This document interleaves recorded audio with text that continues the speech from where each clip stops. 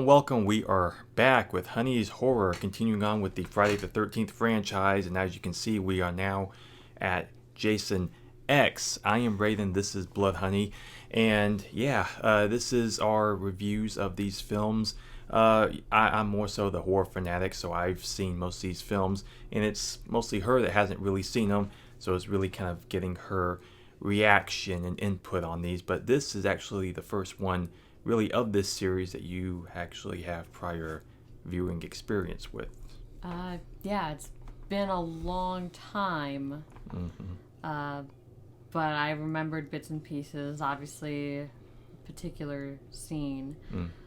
But yeah, this is the first one in all of them that I actually have technically seen. Yeah.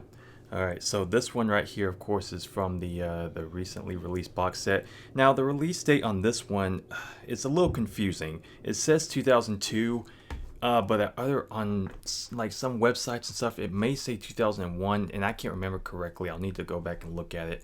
So the credits say 2000.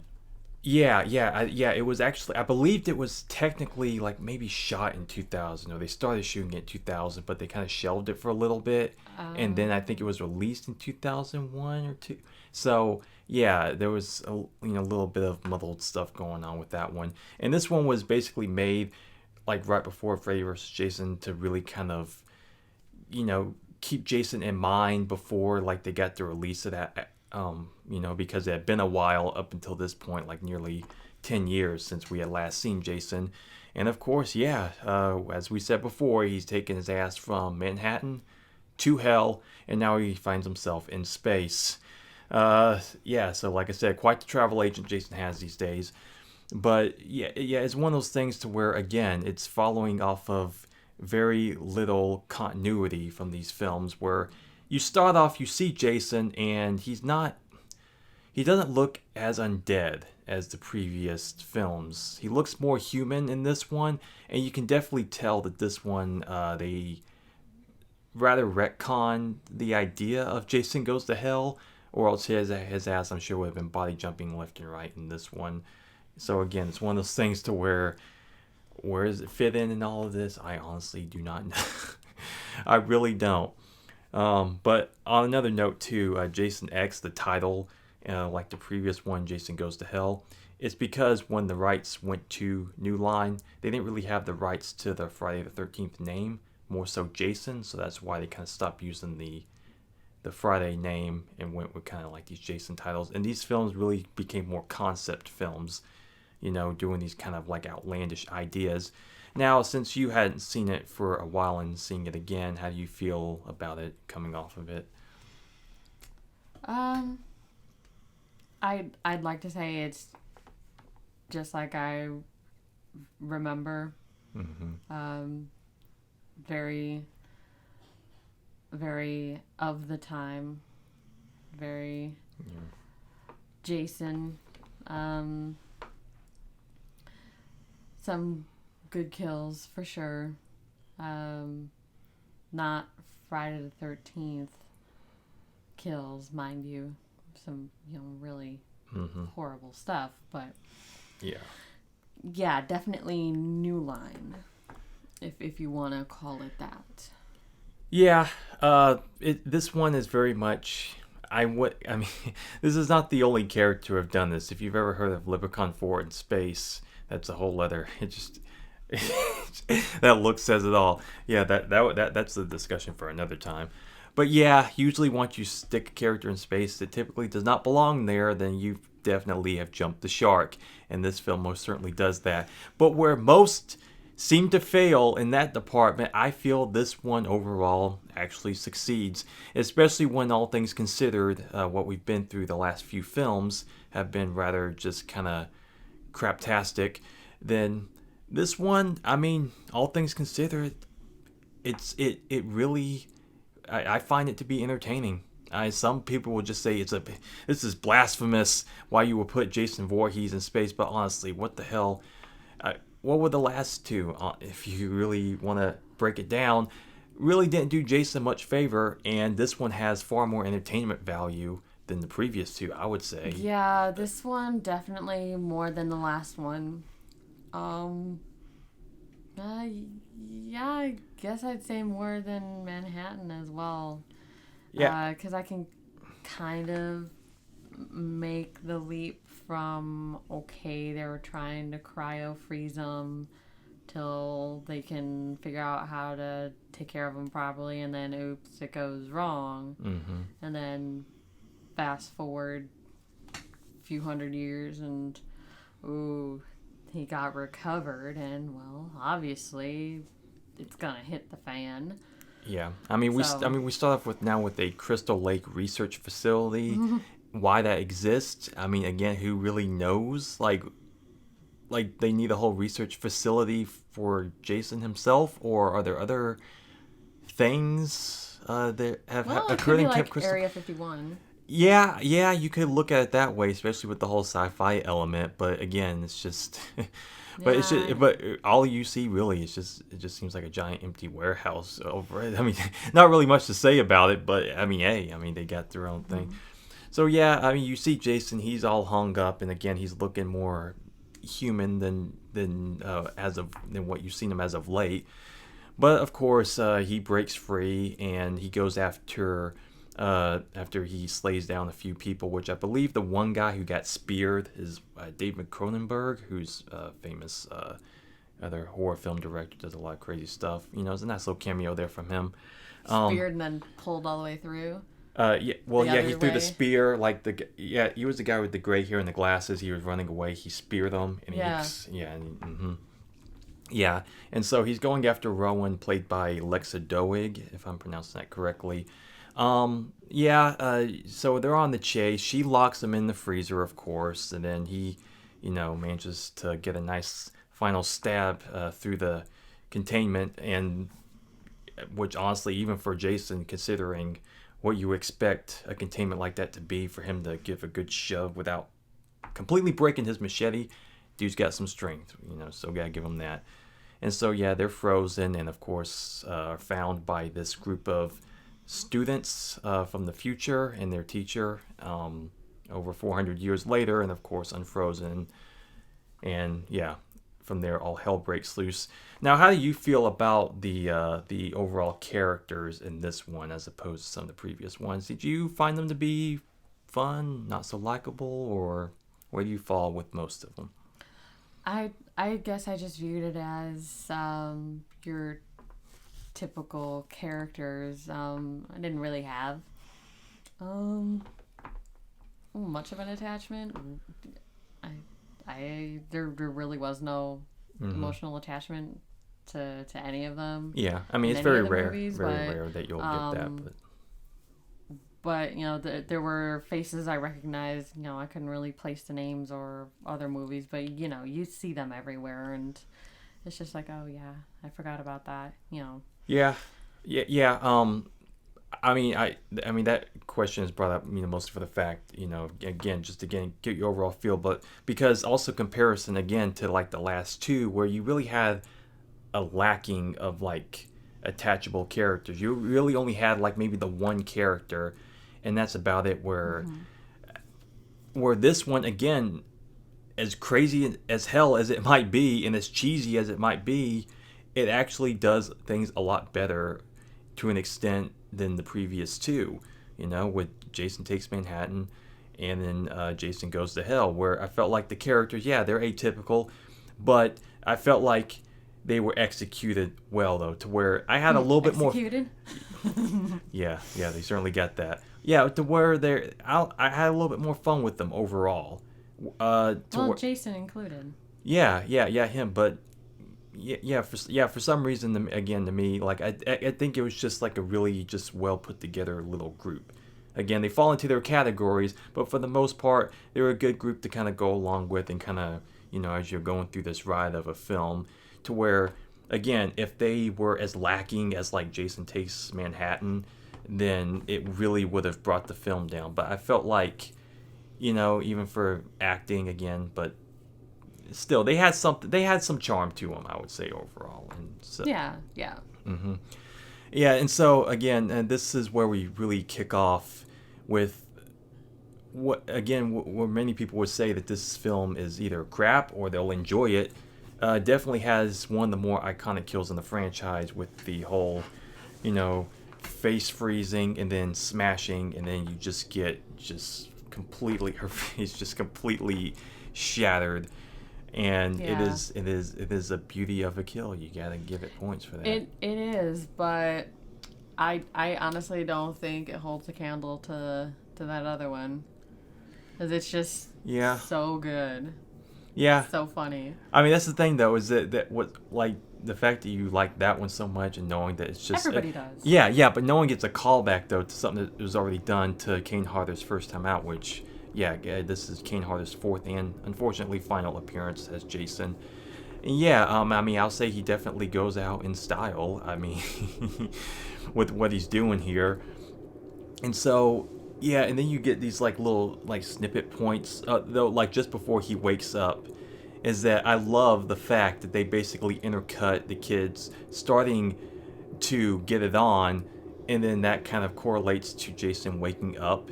It's like it really is like some force spider senses. Some force ability, like the kids starting to have sex that completely re-energizes him. It's just like, okay, I gotta get up, I gotta do my thing. There will be no premarital sex on my watch. No, I'm not having it, and that's great. And she is like, he wakes up to a girl orgasming on the other side of the ship, which is pretty fantastic, I must say. It's a nice little bravo for that guy. Yeah. Yeah, and so, and also they have on this ship this military group, like the special forces team, which is a little odd. It's like, why they have them there with all this. I guess because they're going to dangerous territories like Earth, which is of course completely non-livable anymore, and they have Earth 2. So I guess they have them there for certain, I guess, unknown purposes. But other than that, why they would be there is kind of odd. But I guess that's neither here nor there. And so with this bit, when you start having all these guys getting axed off, in which all their individual kills, like in succession, like beat after beat, are all pretty good. Like, you get like a good like plethora of kills throughout this sequence, one of which including where the guy literally gets screwed. I mean, he just falls down and you just have this spin. That's like my third favorite. I mean, how do you not love this film? I mean, I just don't. Again, where it's you were missing so like much. The head tilt in part 8, and then you get this film which offers you just so much like good stuff. I mean, you just got to go along with the ride, man, and it just offers up so many gems of moments, and it's just fun stuff. and I love it too when she finds him. And then Brodsky's like, what's his condition? And she just gives a look, like I don't like she's like, you could tell she's serious, but she just like almost doesn't want to make the pun, but she knows she almost has to. Like, he's screwed, and that's what's so beautiful about that moment. It's just like, don't want to say it, but how the fuck else am I supposed to explain this? He's literally screwed. What do you want me to say? I honestly don't remember that line happening because I cracked that joke, and then the scene comes up. I'm like, oh, okay. See, I remember this. See, like, I have real photographic memory with this one especially, because I think it's probably like the first one I really watched, probably prior to Freddy vs. Jason. So yeah, I have some fond memories with this one. But it's just good stuff.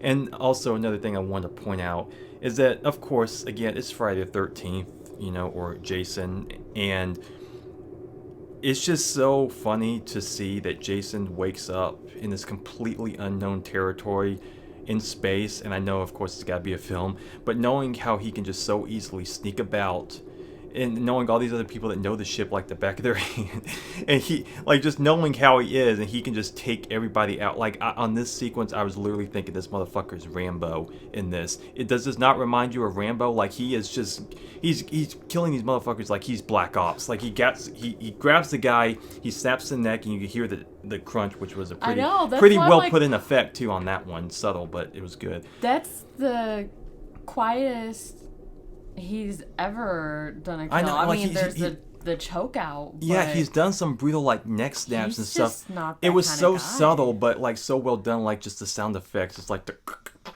and he just drops them, and it's just like, damn. And then again, he's just taking them out one by one. All these special forces people, again, in unknown territory. I'm like, dude, we need to see Jason versus Rambo. Like, like that would actually be legit. Like, if you like taking him for how he is in this one, I'm like, because he's not in the woods anymore. He's not like with all these just random kids just running about and shit. Like, nah, he knows some shit. He must have been something in his previous life or something that Mm-hmm. Yeah, and of course, like the one guy, Brodsky, played by Peter Mensah, who later on, when I started watching Spartacus, which all those autographs up there are from, I was a big fan of that show, and I remember first seeing that show, and when he came on, I'm like, oh, dude, that's the dude from Jason X. And yeah, this guy is legitimately a great actor, and he's legitimately really badass, and he, again, a late coming character like Creighton Duke from the last one, just a cool badass grounded addition to the series that, like, again, with these, out there concepts and just really like odd films, that you actually do manage to get some pretty solid, cool, badass characters that you're like, hey, I would like to see more of them in this. You feel the same way about them, or? Yeah, like I was saying, there were faces I recognized and I couldn't quite place it, and that's probably where I remember him from, amongst other things, because it's been a minute since I've seen those. Mm-hmm. I only seen so many of them, but anyway, yeah, compared to the last two movies, these characters were much better, and he was really good. Yeah. I liked having them in there because, again, it's just like the last one. It's funny how so late in the game they managed to add these like really cool, two like badass black dudes as these characters and shit, like who wind up being two of the better characters throughout pretty much the entire series, I would say, like next to like the Tommy Jarvises and stuff like that. And I mean, that's just me, but hey. No, that makes complete sense.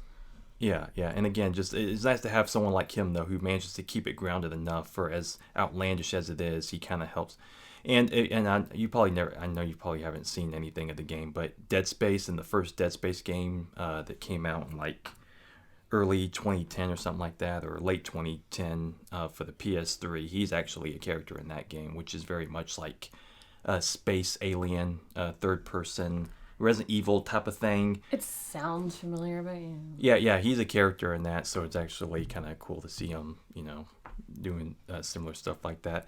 And so, again, he's going about. He takes out all the special forces, and then other stuff with these characters as well, like with the teacher. Clearly has very interesting relations with certain students, and it's like, and very interesting fetishes, to say the least. Again, he quickly starts to become like a real slime bag of a character, looking to have Alexa Doig's character, used for money because, she's like a really old person by this point, and then having Jason Voorhees, and the one dude's on the comm sitting there telling them, it's just like, you are one son of a bitch. And it's like, there's no money in these two. Jason Voorhees maybe, but I don't know.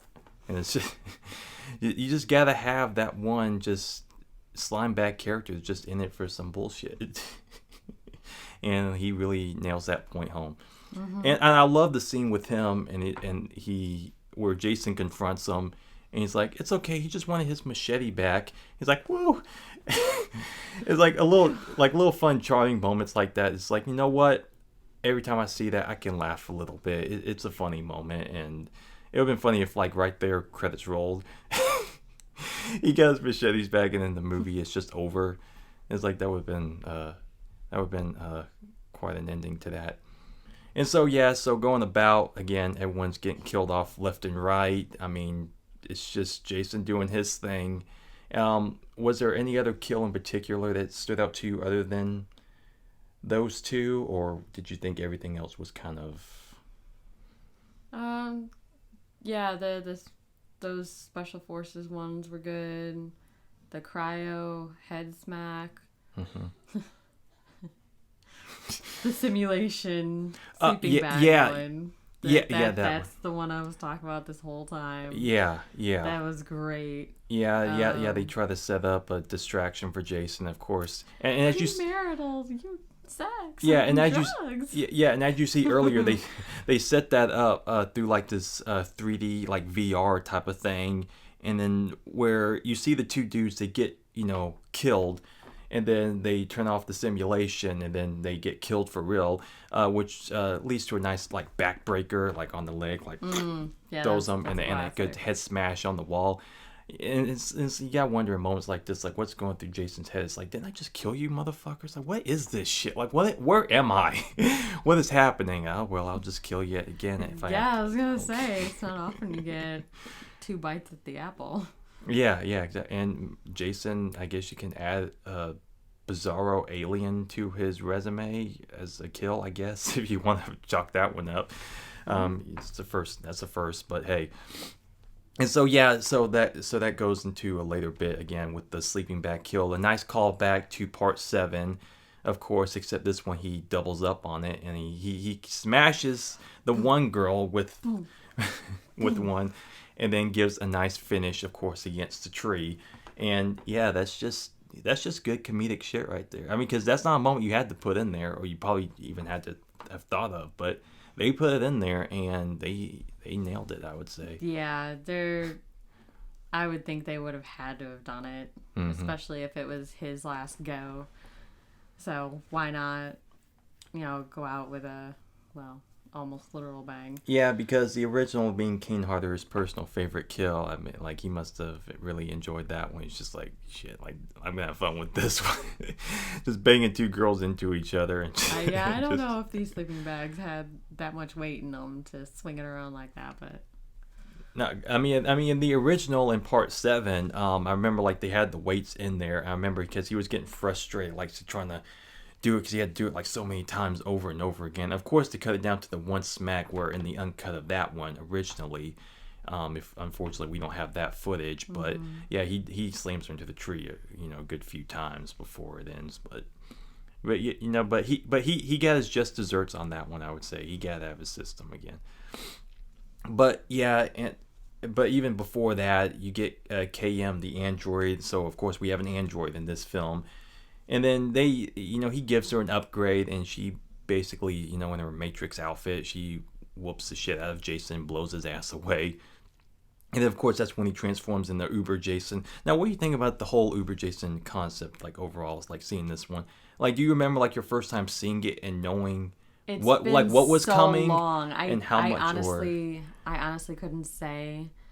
I'm just like...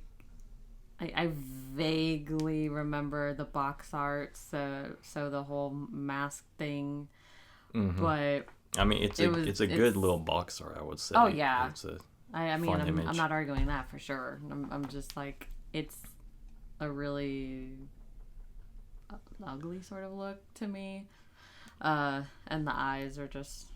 Yeah, I mean, it's for some people, it's a yay or nay type of thing. For me personally, I like the dude behind the mask. Yeah, I mean, for me personally, I think it's badass. I like the look of it. Like, again, like knowing with this film, knowing exactly what you're getting out of it, I like the look of it. I think it works. Honestly, I like the eyes. I like the really red eyes. I mean, I like the head design, like where it's like more like it's like the flesh, it's like a skin tone. And just how it like wraps around his head, and just how he looks. I don't know. Like, again, by that point, if you were like to follow this one up with like a Jason X2, how would you stop Jason by that point? I wouldn't know. He's a straight up Terminator at that point. I don't. You're basically fucked because he's twice as like as tough now. I don't know what you do after that. But, yeah.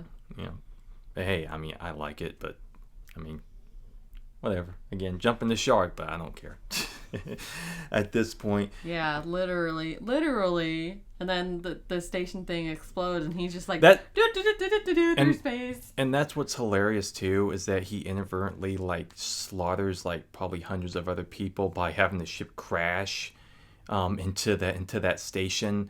And it's just like, wow, Jason's really racking up the body counts, with such ease in this one. But yeah, and yeah, because so after like he had turned and stuff, after he gets a few kills, the one other dude blows up the bridge, so he dies along with that, and so by this point he latches on to the part that they're on, and then he opens up the hole, and then so the one girl gets sucked out, which is that's a pretty. I mean, you don't get to see it. Yeah. But I suppose. Well, if you want to see concept. anything of what the concept would look like, just watch Alien Resurrection. You'll see I know. You'll see what I mean. Stuck holding. Yeah. I know.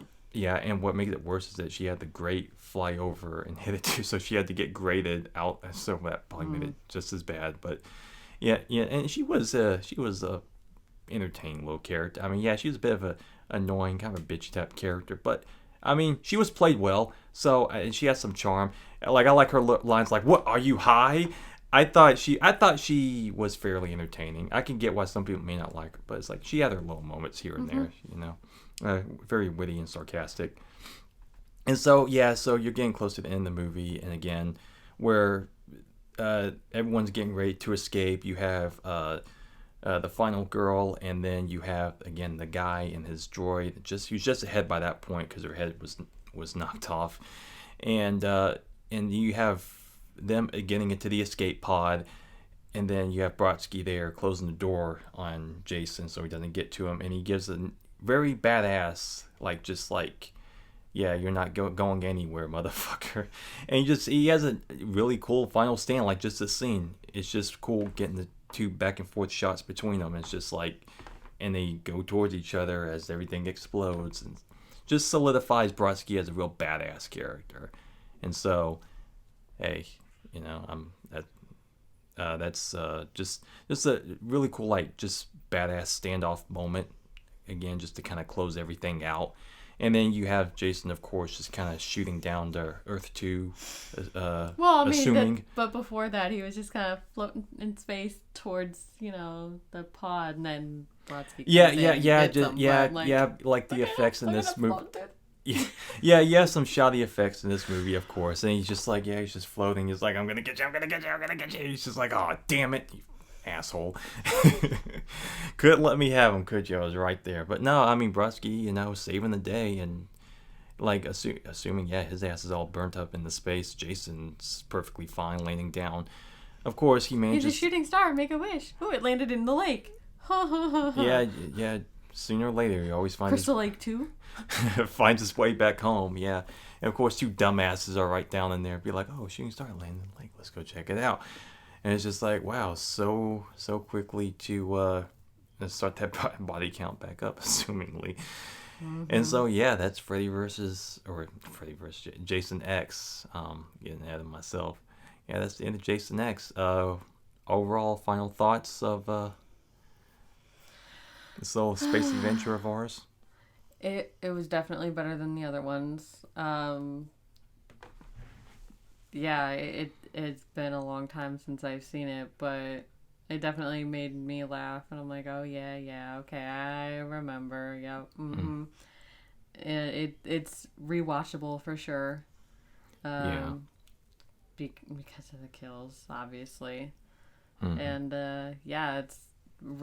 it really makes me appreciate Kane Hodder's work for the last several movies. I mean, granted, the other two were crummy, but he was a really good Jason. Yeah, you can't deny he got a good bit of variety with his run as Jason. I mean, because he's, again, the only one who's played him multiple times. And like, say, he started off as classic Jason.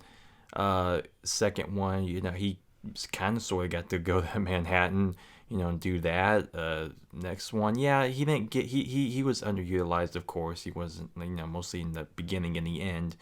And this one, he's in space. He gets a whole new redesign and all that shit. So, I mean, he got in some good time as Jason. You can't really deny that. Mm-hmm. And like I said, some people say he's overrated, which I can understand. Everyone's got their own personal preference. But, I mean, you can't help but to appreciate the work that he has put in to this character because he loves doing it. And I don't see why you wouldn't. I mean, he does fantastic job, and you just gotta have fun doing it. And he actually did do the motion capture for the video game when they did that, and we were so close to getting Uber Jason and the Grendel map for the game, but unfortunately the lawsuit had occurred just before they were going to start implementing that, and so they couldn't do it, so we will never ever see that, which is bullshit. Thank you very much, but hey, it is what it is. Can't do anything about it. Yeah, so all in all, I can't remember if it was sometime after Freddy vs. Jason. I don't think it was. I think it was just as after it came out, like on home video. And I do recall renting this and watching it for the first time with my parents and stuff. So I'm not going to sit there and say it's necessarily like complete nostalgia. It could be in part, but honestly, like I said, being far enough removed from the franchise over the years until becoming more of a fan, this one, again, is just solidly entertaining. Just knowing what it is. Because by that point, like, yeah, I've been more self-aware of, like, knowing what type of films like this when they occur, and just knowing that, oh, he's in space, like, oh, well, that's happening, that's a thing, I guess. But yeah, just looking at it's just a decently solid, entertaining horror film. I mean, it delivers on a lot more so than what the previous two didn't. I mean, so I'd give it like a solid 3.5. It has the entertainment value. It has some good one-liners, some decent characters. They all hold their own. Like the main girl, Alexa Dowick. She does a fine job. Again, better than the last two, I would say, main girls. Mm-hmm. And so, like, they help keep it grounded. And iconic kills. What can you say? Even a callback to a classic. I mean, hell, like I said, what more you want? Yeah.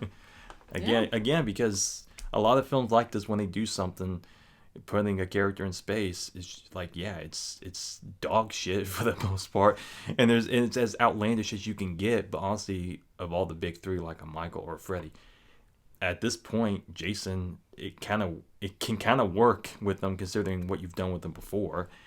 And again, it just delivers entertainment that I'm looking for. So hey, What can you say? Better than the last two. All right, so yeah, that will do it for our review of Jason X. We hope you enjoyed that. Next up will be Freddy vs. Jason, and then after that, that's basically that's the end of any original incarnation of Jason until the remake, which will be the final review in this series. Please be sure to like, comment, subscribe if you would. We would greatly appreciate that. And again, we will see you next time. Bye for now.